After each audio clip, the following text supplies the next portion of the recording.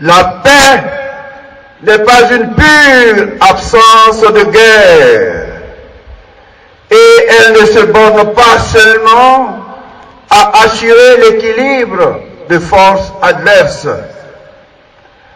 Elle ne provient pas non plus d'une domination despotique. Elle est le fruit d'un ordre inscrit dans la société humaine par son divin fondateur et qui doit être réalisé par des hommes qui ne cessent d'aspirer à une justice plus parfaite. La paix n'est jamais chose acquise une fois pour toutes, mais sans cesse à construire. La paix dont nous parlons ne peut s'obtenir sur terre sans la sauvegarde du bien des personnes, la libre et confiante communication entre les hommes et les richesses de leur esprit et de leurs facultés créatrices. Ainsi, la paix est elle aussi le fruit de l'amour qui va bien au-delà de ce que la justice peut apporter. Gaudium et Spes, numéro 78, paragraphe 1 à 4. Révérend Père, révérende Sœur, chers aumôniers jeunes, chères femmes de la FEC, chers parents, chers amis, et vous tous qui avez répondu à notre appel. Parce que la paix n'est jamais chose acquise une fois pour toutes, mais sans cesse à construire. Je voudrais, en tant que premier pasteur de notre église diocésaine d'Abidjan, saluer et féliciter l'initiative des jeunes réunis au sein de l'office diocésain de la pastorale des jeunes d'Abidjan, appuyé par l'association des femmes de l'église catholique AFEC et qui nous vaut le rassemblement de ce jour. Cette initiative est heureuse, d'autant plus que dans les différents messages que je leur adresse, je n'ai de cesse de les appeler à prendre toute la place qui est la leur dans la marche de notre Église et celle de notre pays à tous, la Côte d'Ivoire. Pour rappel, le dimanche 22 mars 2015, à l'occasion du premier pèlerinage diocésain des jeunes, pèlerinage qui avait vu la participation de quelques 25 000 jeunes, j'avais esquissé les traits de cette jeunesse. Et je cite: la jeunesse à laquelle j'aspire pour notre archidiocèse et pour notre pays, c'est celle qui cherche à éduquer son esprit pour l'arracher à ses obsessions, aux idées reçues et l'ouvrir à la nouveauté. Je vous exhorte donc à exercer votre regard, celui qui dépasse l'écran des masques et des apparences. Désormais, il vous faut marcher à un autre rythme, à changer de style, faire le ménage en vous et autour de vous pour regarder les autres et découvrir le visage de Dieu. J'ai regardé la terre et j'ai vu la trace de Dieu. J'ai regardé mes frères et j'ai vu la face de Dieu. Je vous invite à vous laisser transfigurer par l'Évangile pour vous rapprocher chaque jour davantage de Dieu. Ce que le Seigneur attend de vous, c'est que vous puissiez lui offrir ce que lui-même vous a donné et qui est unique, c'est-à-dire votre propre vie. C'est alors que vous pourriez répondre à votre vocation profonde dans l'Église, dans notre pays et dans le monde. Pour répondre à votre vocation profonde dans l'Église, vous vous êtes retrouvés 3 années plus tard, soit le dimanche 4 mars 2018, à l'occasion de votre 2e pèlerinage diocésain au stade Félix Houphouët-Boigny. De mémoire de catholique, on avait rarement vu pareille mobilisation. Un peu plus de 35 000 jeunes venus célébrer dans un même élan le prince de la paix, Jésus-Christ. Ce jour-là aussi, je vous avais invité à quitter les compromis de toutes sortes qui finissent en compromission et à oser dire non à tous ceux qui ne participent pas à votre épanouissement. J'avais fait remarquer aussi que le cadre du Félicien dans lequel vous vous êtes retrouvés est porteur de signes.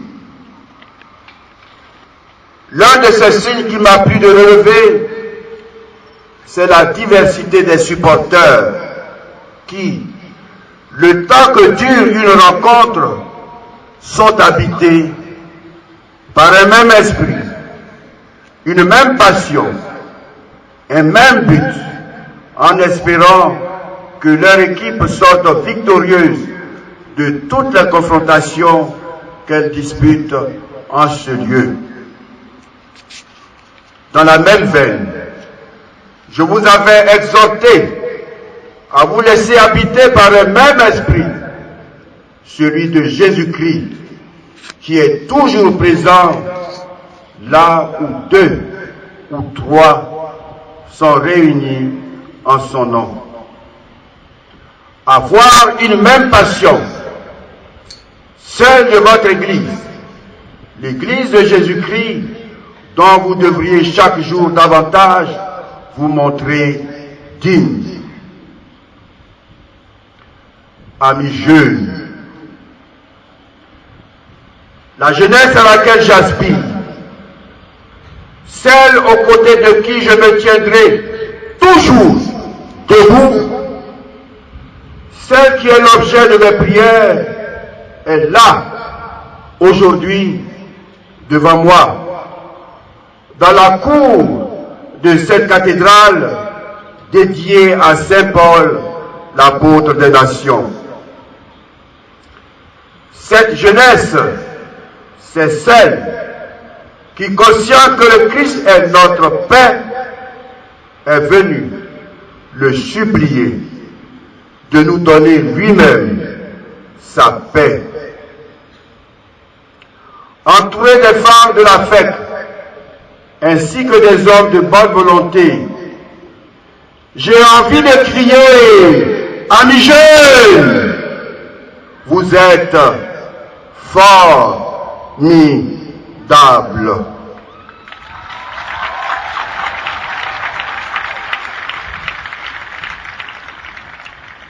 À voir votre nombre et votre détermination, je suis plus que convaincu qu'ensemble, avec la grâce de Dieu, nous ferons des prouesses et notre pays s'en trouvera meilleur pour la gloire de Dieu et pour le bonheur de tous les habitants de ce pays.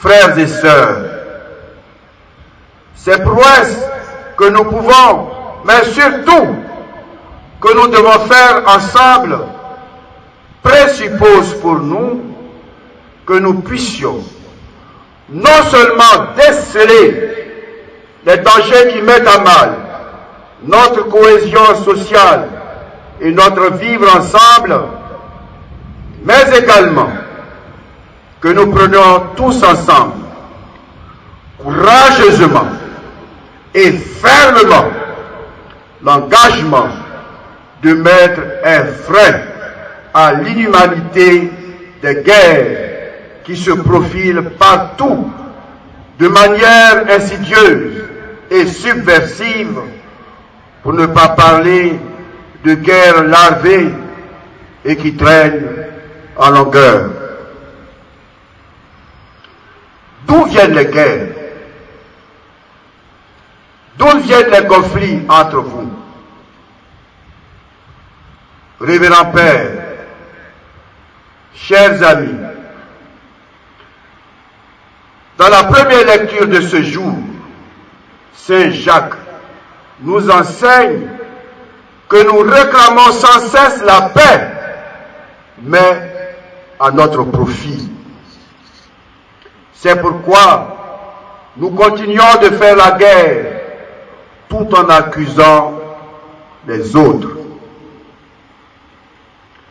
Nous mettons nous-mêmes au centre du monde. Nous ne pouvons supporter les autres. Écoutons donc Saint Jacques. D'où viennent les guerres? D'où viennent les conflits entre vous? N'est-ce pas de tous ces instincts qui mènent leur combat en vous-même? Vous êtes plein de convoitises et vous n'obtenez rien. Alors, vous tuez. Vous êtes jaloux et vous n'arrivez pas à vos fins. Alors, vous entrez en conflit et vous faites la guerre.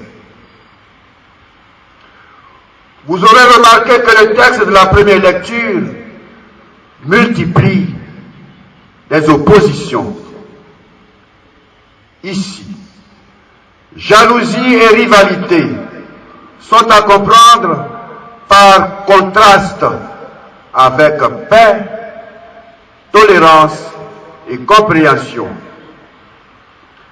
Par ailleurs, la jalousie peut aussi évoquer le fanatisme des idées. Comme vous le savez certainement, la jalousie et les rivalités peuvent être tout à la fois aussi bien d'ordre matériel que spirituel. La question de fond que nous devons pouvoir nous poser est, à mon sens, celle-ci.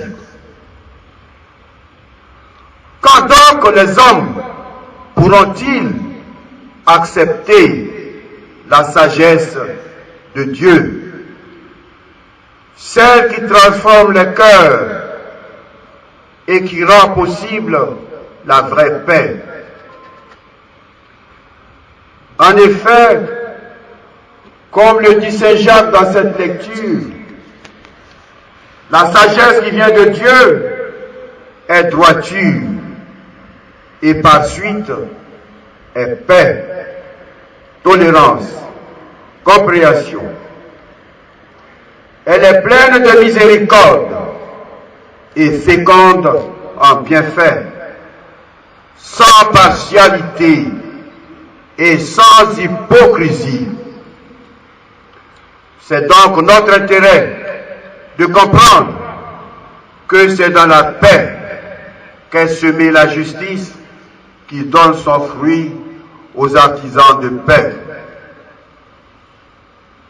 Il nous faut donc veiller sur les sentiments de nos cœurs et au lieu de nous plaindre des autres, si nous prenions individuellement, personnellement, l'engagement d'être meilleurs, cela fera de nous un artisan de paix en plus, parce que les conséquences de la guerre sont incalculables. Les conséquences de la guerre, révérend Père, chers amis, avons-nous conscience que la vie des hommes est entièrement entre la main de Dieu, de même qu'il nous crée sans demander notre avis, de cette même façon, notre vie nous est retirée quand il le veut. La maladie,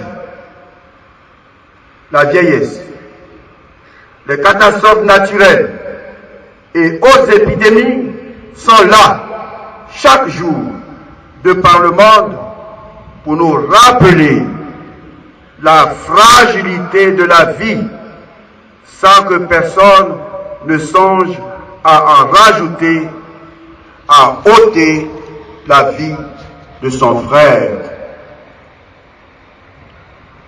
Dans l'évangile de ce jour, qui nous raconte le massacre des innocents, ainsi que le nouvel exode imposé par Hérode à Jésus, Marie et Joseph, on peut y voir en filigrane que ce sont presque toujours les innocents qui paient un lourd tribut à la guerre.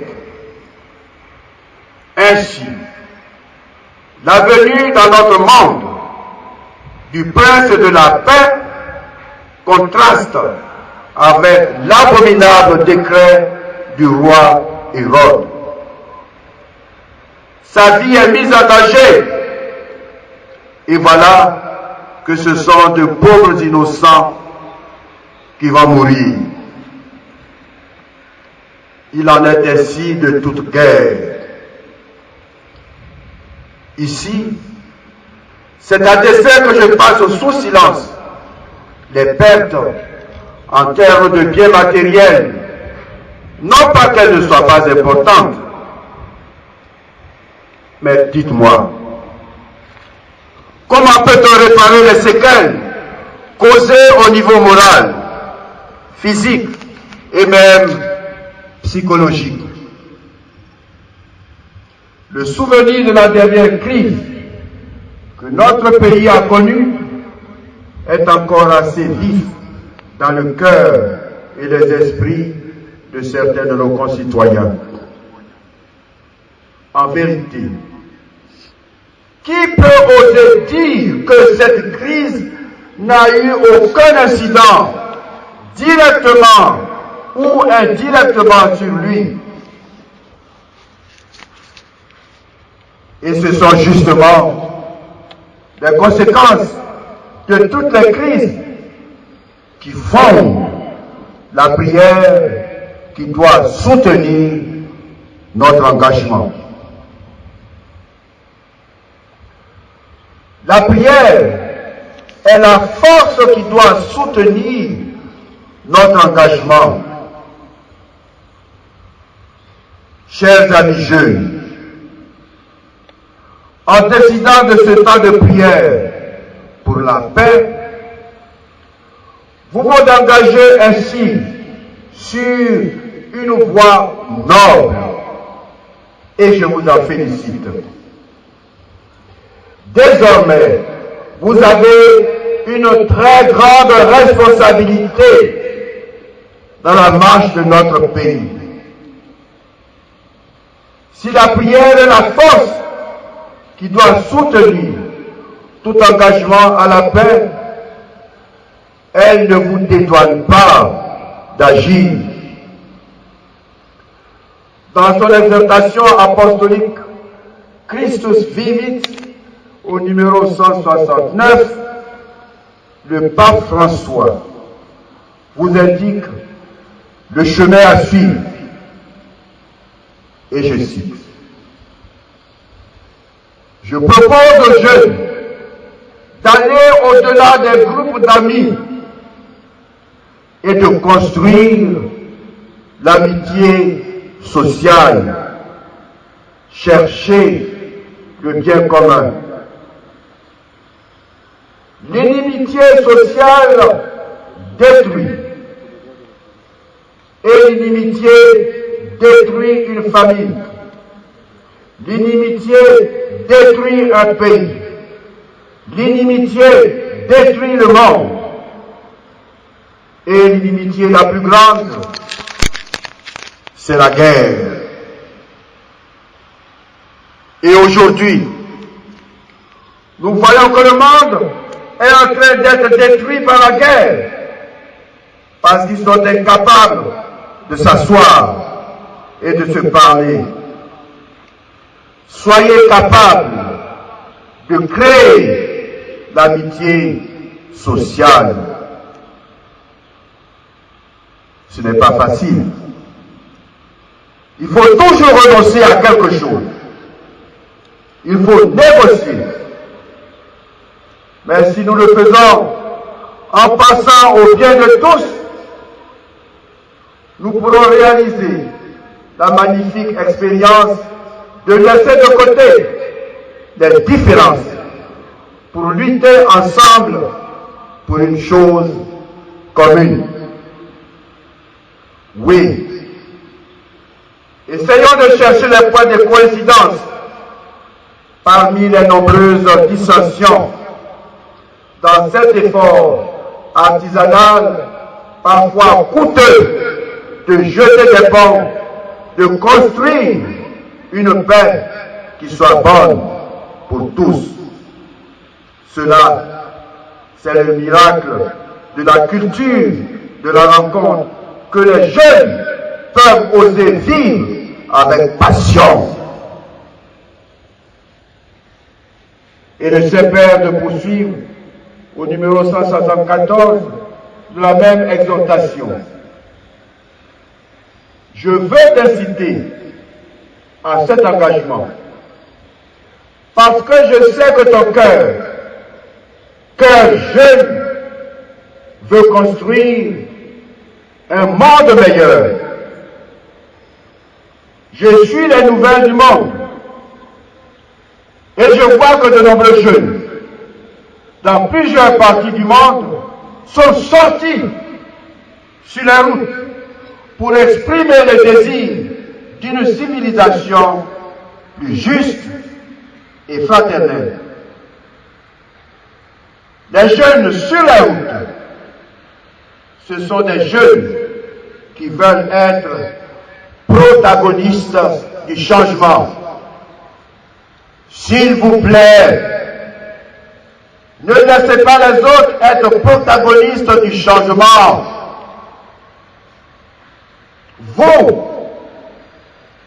Vous êtes ceux qui ont l'avenir. Par vous, l'avenir entre dans le monde. Je vous demande d'être aussi protagoniste de ce changement. Continuez à vaincre l'apathie en donnant une réponse chrétienne aux inquiétudes sociales et politiques présentes dans diverses parties du monde.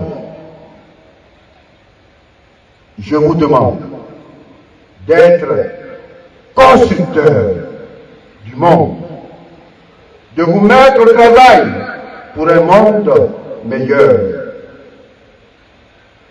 chers jeunes, s'il vous plaît, ne regardez pas la vie du balcon. Mettez-vous en elle. Jésus n'est pas resté au balcon. Il s'est immergé. Ne regardez pas la vie du balcon. Immergez-vous en elle comme l'a fait Jésus-Christ.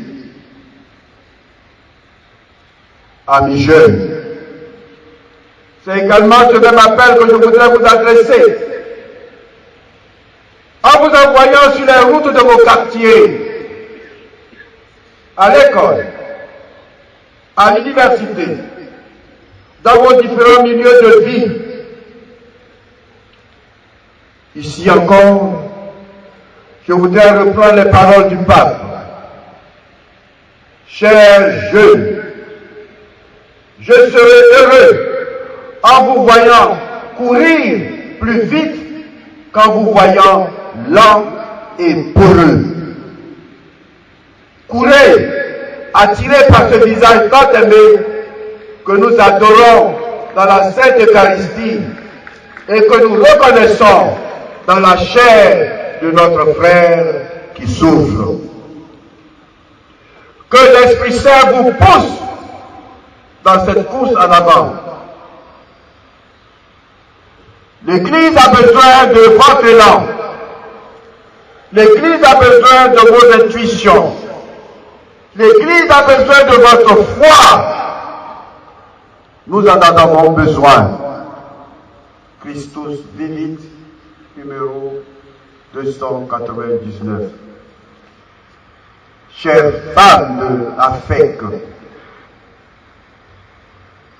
l'évangile de ce jour se termine par une note apparemment triste. Un cri s'élève dans Rama, des pleurs et une longue plainte. C'est Rachel qui pleure ses enfants et ne veut plus qu'on la console, car ils ne sont plus. Voici le danger vers lequel nous courons si nous n'avons pas la paix. Tout en vous félicitant d'avoir accompagné nos jeunes, vos enfants, je vous engage à veiller dans la prière et par des actions concrètes dont je prie Dieu de vous inspirer pour nous éviter une autre crise post-électorale. Rachel qui pleure ses enfants et qui refuse d'être consolée, c'est vous, femme de Côte d'Ivoire. Rachel qui pleure ses enfants et qui refuse d'être consolée, c'est la Côte d'Ivoire, notre mère patrie, qui a vu verser et couler le sang innocent de ses enfants.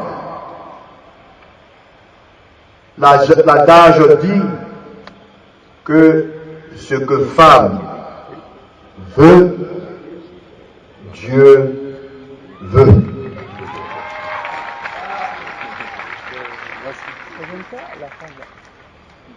Femme de l'Afrique, femme de Côte d'Ivoire, debout et désirez la paix pour nous, et Dieu nous l'accordera.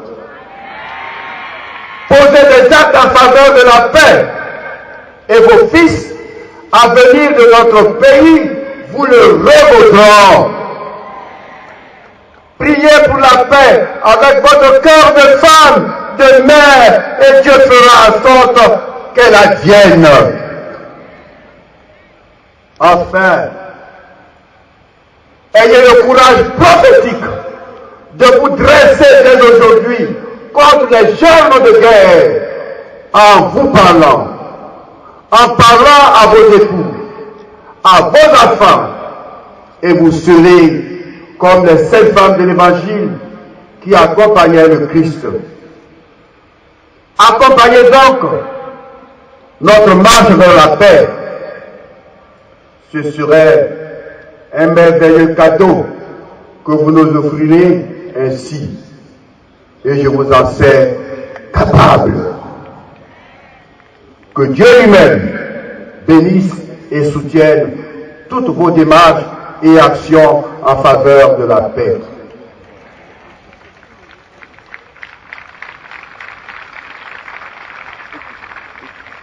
Révérends Père, frères et sœurs, de même, que Dieu ne désespère d'aucun homme,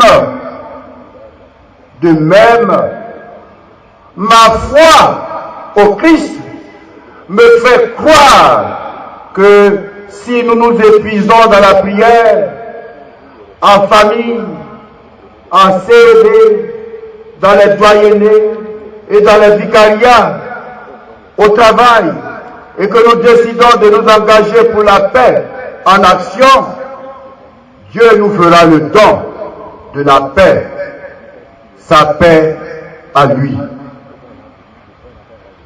La paix, donne-nous Seigneur la paix, non la paix qui vient des hommes, mais la paix qui vient de Dieu ensemble.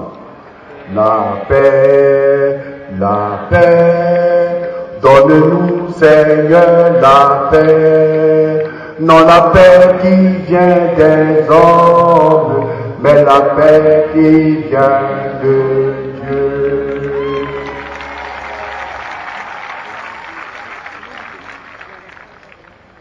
Voilà pourquoi je voudrais vous inviter tous à faire de cette prière de Saint François votre leitmotiv désormais.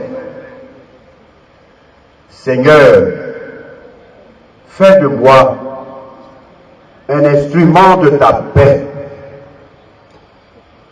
Là où est la haine,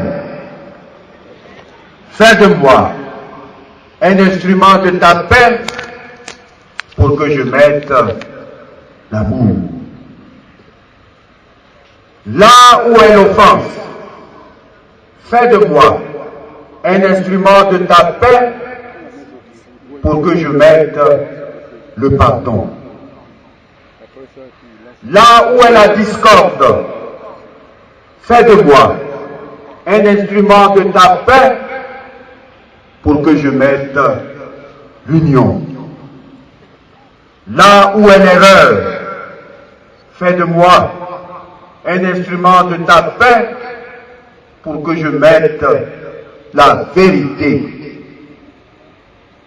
Là où est le doute, fais de moi un instrument de ta paix pour que je mette la foi. Là où est le désespoir, fais de moi un instrument de ta paix pour que je mette l'espérance. Là où sont les ténèbres, fais de moi un instrument de ta paix pour que je mette la lumière. Là où est la tristesse, fais de moi un instrument de ta paix pour que je mette la joie. Seigneur, fais de moi un instrument de ta paix.